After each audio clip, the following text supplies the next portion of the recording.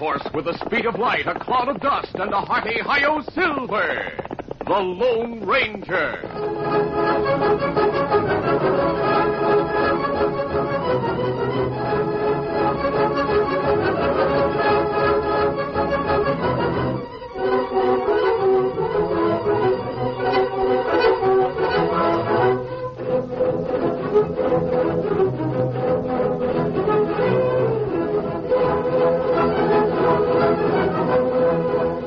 With his faithful Indian companion Tonto, the daring and resourceful masked rider of the plains led the fight for law and order in the early western United States. Nowhere in the pages of history can one find a greater champion of justice. Return with us now to those thrilling days of yesteryear. From out of the past come the thundering hoofbeats of the great horse Silver. The Lone Ranger rides again. Come on, Silver. Let's go, big fellow. Hail, Silver! Away!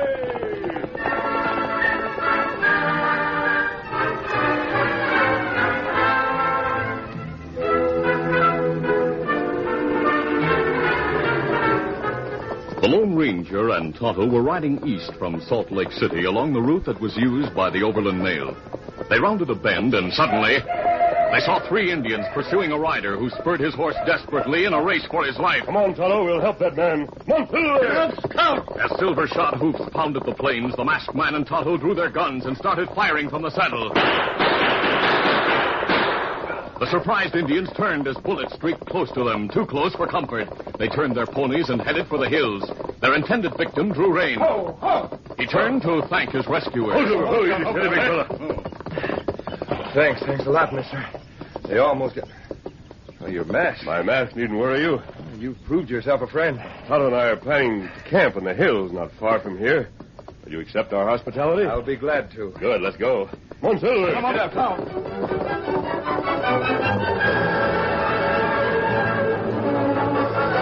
As the Lone Ranger and Tonto made camp, their guest identified himself as Ed Creighton and explained that he was a line builder for Western Union. During the evening meal, Creighton was sure that he had found 2 men who could be trusted. He decided to speak frankly. I told you I work for Western Union. Yes, but why are you here? The telegraph line comes no farther west than Omaha. Well, confidentially, we're planning to extend our line to the Pacific. Oh? I've been mapping the route for the transcontinental line. I'm on my way back to New York with a report from my boss, Hiram Sibley. What route have you chosen? The Pony Express route, from Omaha to San Francisco. San Francisco, huh? A transcontinental wire, linking the east and the west. But there's one problem. And I'll admit I don't know how it can be solved. Oh, what's that? Indians. As we move our lines westward, we'll be at their mercy. They'll undoubtedly attack our work crews, pull down the poles, cut the wires. No, not if they're friendly. Try to persuade them to fight on your side. Yes. That's easier said than done. Tonto and I are acquainted with most of the tribes in the west.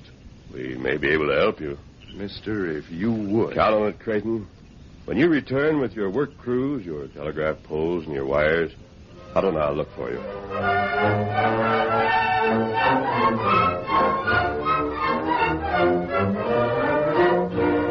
The next morning, Ed Creighton resumed his journey. He traveled on horseback, on stagecoach, by mule train and railroad. And when at length he reached New York in 1861, he gave Hiram Sibley a detailed report of his trip.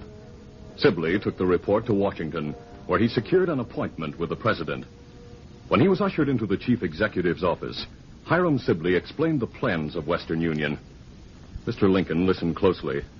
Then he shook his head and said, Mr. Sibley, you'll find no trees for telegraph poles on the plains. Mr. President, we'll haul our trees to the plains. And as fast as you string lines to them, the Indians will tear them down. Indians have burned the homes of many settlers, but that didn't discourage pioneering. We're aware of the difficulties ahead of us, sir, but we believe the job can be done. I envy your confidence, Mr. Sibley. I wish I might share it. But the future appears dark. Fort Sumter has been in a state of siege since January. Unless supplies are sent to our men, they'll be starved into surrender. The Confederates will open fire if we provision the fort. Americans firing on their own flag. Brother against brother. Father against son. Civil War. The transcontinental telegraph is vitally important in time of war, Mr. President. I admit that, Mr. Sibley. But war is imminent, perhaps only months away. Even if your scheme were practical, it would take 10 years to string lines to the West Coast. Now go and prove that I'm wrong.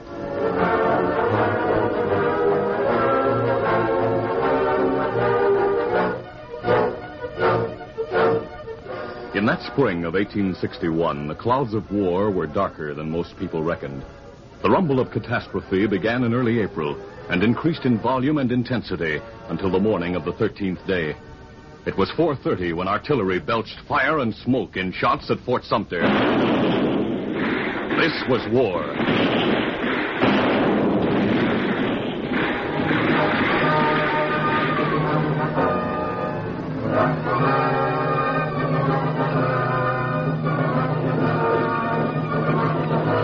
Lincoln called out 75,000 men. Mills, factories, railroads swung into action to provision, equip, and transport a nation at war.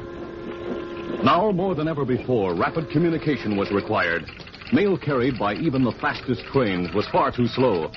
The Western Union telegraph offices, equipped by the magic of science for almost instantaneous communication, were swamped with urgent messages. The lines along the eastern seaboard and west as far as Omaha hummed with official orders, reports, and instructions. The telegraph lines ended at Omaha. Westward, news traveled slowly. It was months before Fort Kearny, Julesburg, Salt Lake City, and Sacramento learned that Fort Sumter had fallen, and the nation was marching to war.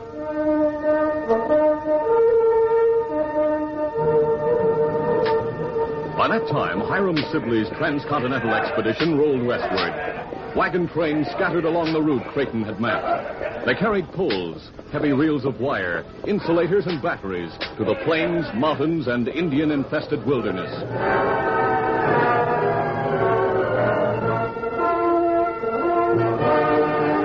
In Washington, President Lincoln frequently went in person to the telegraph office in the War Department. He often thought of Sibley and his hopes of spanning the nation with the magic wires as he watched the brass key and the words transcribed by the operators. Mr. President, Jeff Davis is to be president of the Confederacy. North Carolina has seceded, and Virginia. South Carolina's withdrawn from the Union. Georgia seceded. Florida. Alabama. Mississippi. Louisiana. Texas. Arkansas. Tennessee. Tennessee. Is the West with the Union? What of Missouri, Utah, California? Well, no one knows, Mr. President. We haven't heard from the West. The mails, even the fastest are slow. I would that Sibley might accomplish the impossible, but no. Even with God's help, there is a limit to what can be wrought by mortal man.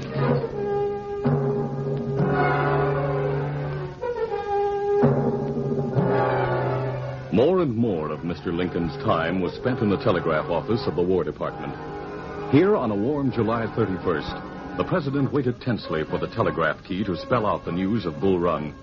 McDowell was in command of the Union soldiers, and everyone believed the general would win a glorious victory. Suddenly, the quiet key began to pound. Lincoln strode across the room to stand beside it. What is it, Wilson? What's happening at Bull Run? It's bad news, Mr. President. Huh? The rebels have us on the run. Our men are retreating. Beauregard's won the battle. Retreat. The rebels have beaten us. Our men are running away. The day is lost. The Yanks are falling back to the Potomac.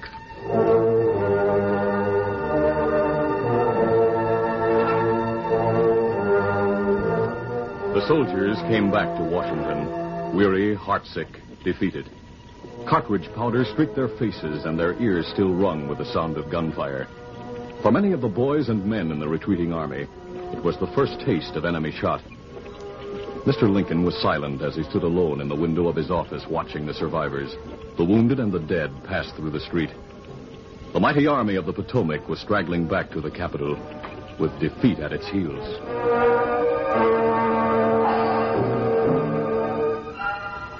Meanwhile, Hiram Sibley's expedition continued west. Ed Creighton was in charge of the construction of the eastern line, with a man named Jim Gamble in charge of the western line. Work crews dug post holes and placed telegraph poles along the route traveled by the Pony Riders.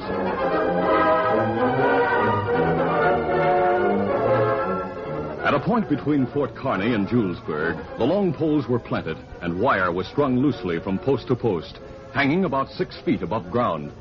The weather had been extremely hot. Buffalo was scarce and other game had disappeared. 3 young braves, one of them the son of Chief Eagle Feather, had spent the day searching for food. They were returning to their village at sundown, racing their spirited ponies. Black Hawk, the chief's son, was in the lead. As he rode, he looked back over his shoulder, shouting to his companions. Black Hawk was challenging his friends to match his speed, to overtake him if they could. The young warrior didn't hear his friend's warning. Straight toward the line of poles and low-hanging wire he raced. Then suddenly... The wire caught Black Hawk across the chest. He gasped in pain and surprise and fell to the ground. His friends drew rein and hurried to his side. Standing with his crew some distance away, Ed Creighton had seen the accident. He had mounted and quickly rode to join the 2 Indians and their fallen friend.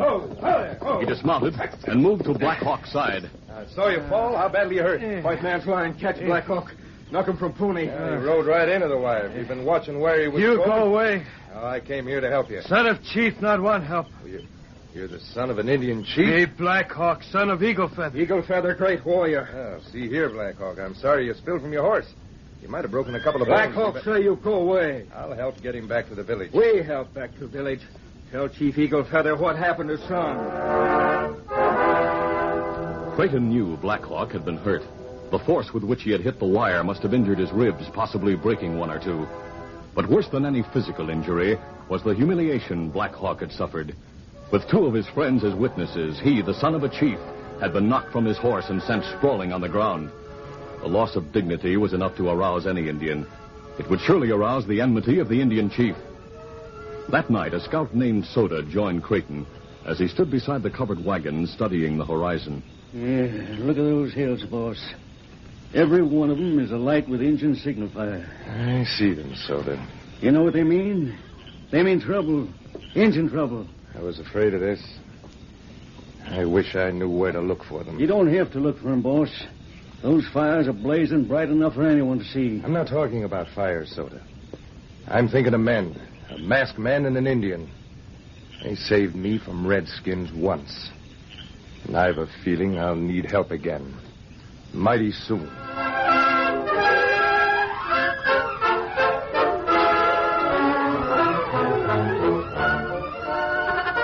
The curtain falls on the first act of our Lone Ranger adventure. Before the next exciting scenes, please permit us to pause for just a few moments.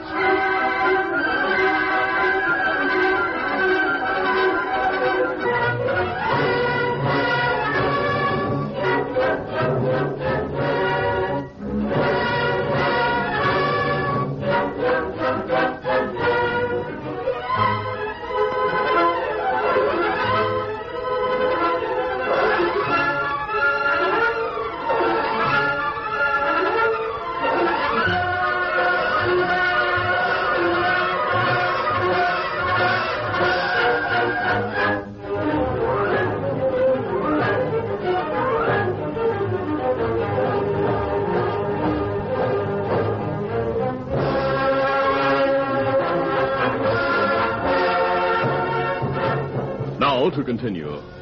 The Lone Ranger and Tonto had been near Carson City when they heard that Ed Creighton and his crew were in the west, stringing the wire along the route the line builder had chosen on an earlier trip to the west. The masked man and Tonto started east at once, planning to meet Creighton. Halfway between Julesburg and Fort Kearny, they sighted Indian signal fires. Come on, come!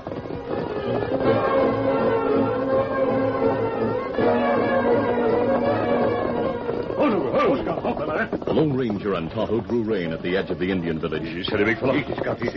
They dismounted and made their way on foot past the wigwams that surrounded the council ring. They stopped and stood in the shadows of a wigwam in the center. They saw Chief Eagle Feather wearing his war bonnet, and the painted warriors of the tribe gathered around the council fire, their attention fixed on the chief. Eagle Feather was speaking. Oh, Eagle Feather, heap plenty man. What's he saying, Feather? Indians go hunting, find no food.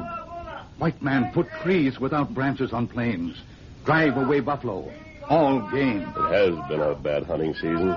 And the crops have withered in the ground for want of rain. Eagle Feather blame white man for Indian trouble. Oh, him say, him kill white man, tear down poles. Them going to start war dance. Eagle Feather must not go on the warpath. We'll try to reason with the chief. He'll remember us as friends. Come on, Tonto. Let's hope he'll listen to us.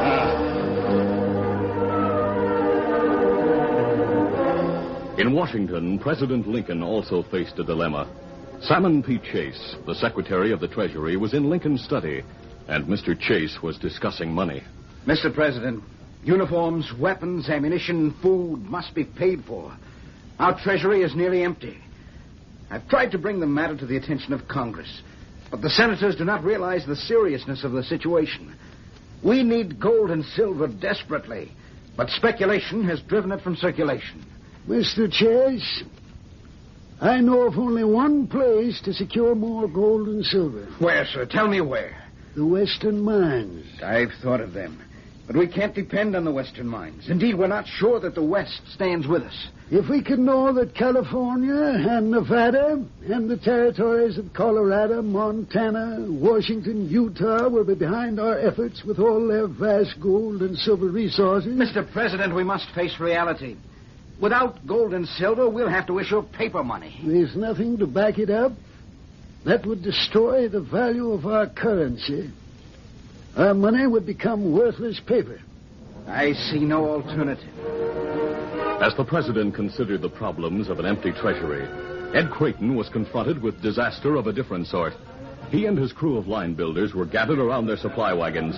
Scouts had reported that Eagle Feather's braves were on the warpath. Fearing attack, Creighton spoke grimly to his men. All of you men stay close to the wagons. If you stray from camp, you're likely to meet a war party and lose your scalp. Hey, boss, are you giving up the job and turning back? Not on your life. We're going ahead. We continue setting the posts and stringing the wire. Now, if the Redskins want to fight, we'll give it them. That's a ticket. We have rifles and plenty of ammunition. And we'll pass out extra ammunition. Hank, break open those cartridge boxes. Right, boss. That's Creighton. Hey, it's a masked man. You're covered, mister. Get your hands up. Hold to your guns. But, boss... You heard me. This man's a friend of mine. Thanks, Creighton. You just said a big foot. Mister, I'm glad to see you. We're having Indian troubles. Yes, I know. Tonto and I were in Eagle Feather's village. Tonto's there now, taking care of Black Hawk.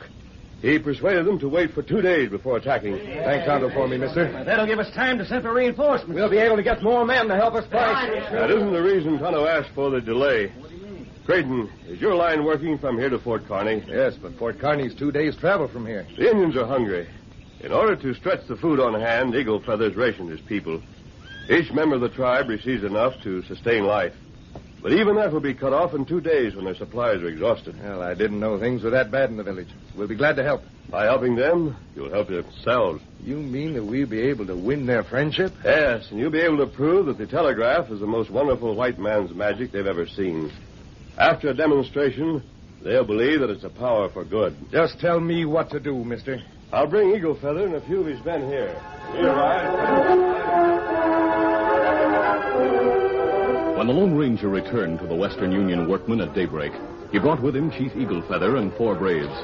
The Indians wore war paint, and their eyes were flinty with suppressed anger as they looked at the men whom they blamed for their misfortunes. But they had promised the masked man to powwow in peace, and they intended to keep their word.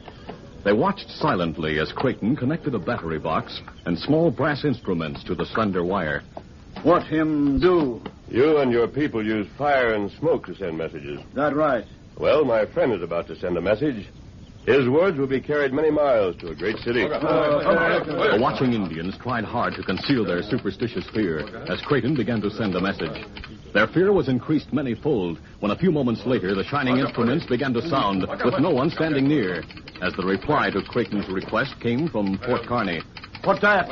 A reply to my friend's message. Me not see smoke or fire.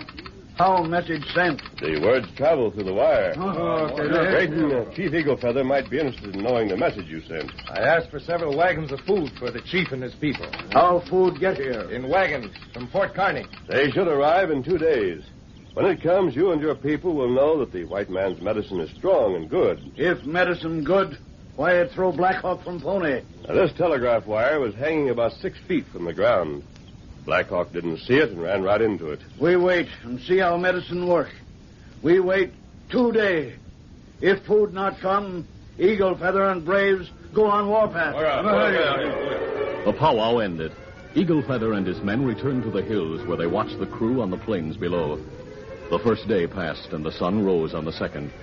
From time to time, Ed Creighton sat down at the telegraph instrument and checked the progress of the wagon train with men who were stationed on the line between this point and Fort Kearny.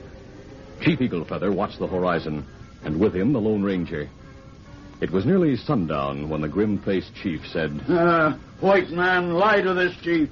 Food not come for Indian. The sun hasn't set, Chief Eaglefeather. There's still time for the wagons to come. When sun go down, my people fight. Tear down white man's medicine. As the chief spoke, the big wagons came into view. The Lone Ranger saw them and smiled. Chief Eaglefeather saw them and stared in wide-eyed amazement. In camp with his men, Ed Creighton saw them and shouted, There it is, boys! The wagon train from Fort Kearny! We don't have to fight the Redskins! Let's go put him on our side! The Western Union men escorted the wagons to the Indian village. Bonfires were built, and for the first time in many weeks, the Indians had food enough for everyone in the tribe. Chief Eaglefeather stood in the council ring with the Lone Ranger and Ed Creighton. Creighton said, This is the first of a series of wagon trains, Chief. We'll keep you supplied with food till the dry spell's ended, and you have crops enough to feed your people. No, this chief, no white man's medicine, plenty strong, plenty good. Me glad masked friend and Tonto come. Stop Indians from starting war. There'll be no war, Chief. That right. Good. Now what, Ed? Now we'll go back to work, mister. And I hope you'll stay with us till the job is done. Tonto and I'll be nearby, but from now on, it's up to you and your men. From now on, you'll see real speed, mister.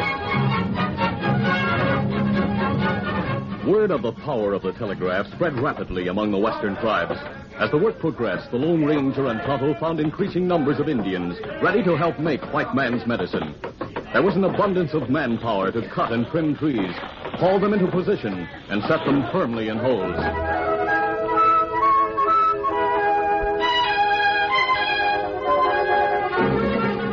August passed, and then September. The line was extended to South Pass and Fort Bridger, while Jim Gamble's crew strung wire from San Francisco, Sacramento, Carson City, and Fort Ruby. Creighton and Gamble raced to close the gap, linking the line from east to west. In New York City, Hiram Sibley maintained telegraphic contact with Creighton and with President Lincoln in Washington. He reported to the president how the friendship of the Indians had been won. And then one day in October, the president was in the War Department telegraph room with Salmon Chase, the Secretary of the Treasury. Both men were hollow-eyed from worry and lack of sleep. Mr. President, here is an intelligence report that is the realization of my worst fear. The rebels have sent agents abroad to enlist the aid of England and France. England and France are sympathetic to their cause. The Confederates are capitalizing on that sympathy. They're trying to borrow European gold. Mr. President. Yes, what is it, Wilson? Messages are coming from the west, sir. From Omaha? No, sir, from far beyond Omaha. Here, sir. This is from Utah. Utah, let me have it. There are other messages coming through. Lincoln took the message, and as he read it, Secretary Chase saw the rugged face relax. The president looked up, and there was new hope in the eyes that had known anxiety and troubled grief. Mr. Chase, you were worried about the Confederates financing their war effort with foreign gold. Sir, we shall finance the Union with our own gold and silver. But, Mr. President, how? This message is from Brigham Young in Salt Lake City. It says, Utah stands firm with the Union. Gold and silver from loyal Utah. Here are other messages, Mr. President. Mr. President, with Utah, we are assured of the support of that territory west of Omaha as far as California. Yes, Mr. Chase. If only the telegraph were finished all the way. It is. Our nation is connected from the Atlantic to the Pacific. California, sir. How? Where? This message is from Chief Justice Stephen Field in California. He says that California pledges her loyalty and her resources to the Union. Then the telegraph has been extended to California. But it cannot stand. The Western Indians are hostile. They'll tear down the poles, cut the wire. Yes, that's what I thought. But Mr. Sibley informed me that the friendship of the Indians has been won. But how? Mr. Sibley reported that one man was responsible for winning the cooperation of the Indians. A masked man, sir.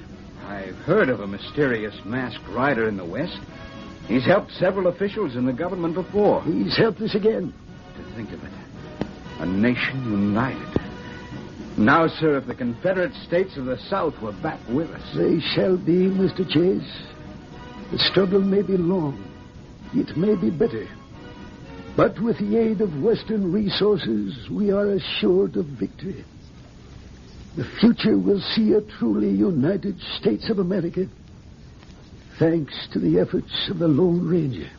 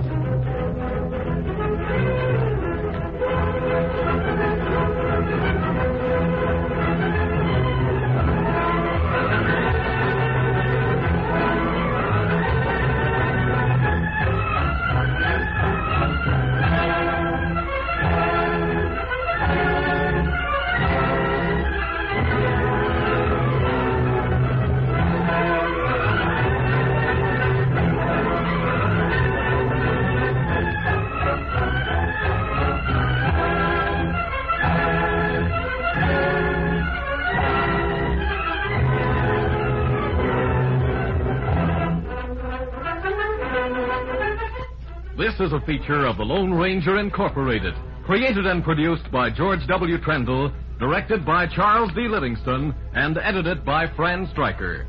The part of the Lone Ranger is played by Brace Beamer. You've been listening to the OTR Gold Network. Find more classic radio at otrgold.com.